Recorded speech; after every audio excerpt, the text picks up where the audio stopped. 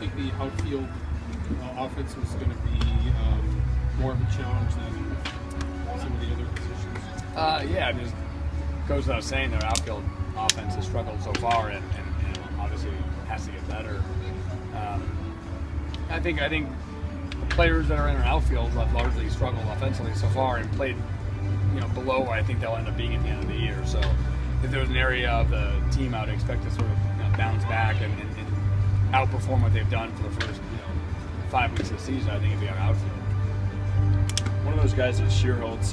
Did he maybe play a little bit over his head last year, or do you guys kind of expect him to get back to that level? I think he'll bounce back. He's never played like this in his career, and guys usually find their level. So, obviously we have a guy like that that's struggling. I think you look around baseball, and most teams have a guy, two guys that are well below their career norms, and probably have a guy or two that are well above, and usually those things level out. So I think I actually look at it kind of as a weird positive. I think he's probably due for a really good hot streak, and that's what helped us.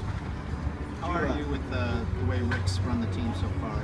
Despite the struggles, how are you with Rick's managing? Yeah, I mean, I'm very happy. He creates a great environment for these guys. I think we have a lot of guys that actually are playing really well. A lot of guys that are playing much better than last year. And we've given them, I think I alluded to this the other day, we've given them a very young team. We've given them a very young bullpen that has, doesn't have a lot of experience, and I think he's managed that really well.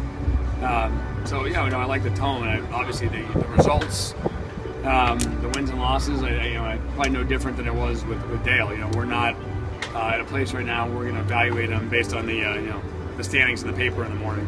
You understand? Do you understand him getting thrown out and standing up for his players, and the fine line that he even talks about where you can't just keep getting thrown out, but you have to be there for your guys. I think you sort of answered your own question. I think you have to stand up for your guys. And you have to, when your players are frustrated and your coaching staff's frustrated, I think you have to, there's times you have to vocalize that. Obviously there's fewer ejections now with instant replay, and so that those things kind of stand out more. But no, I've got no issue. I understand his frustration.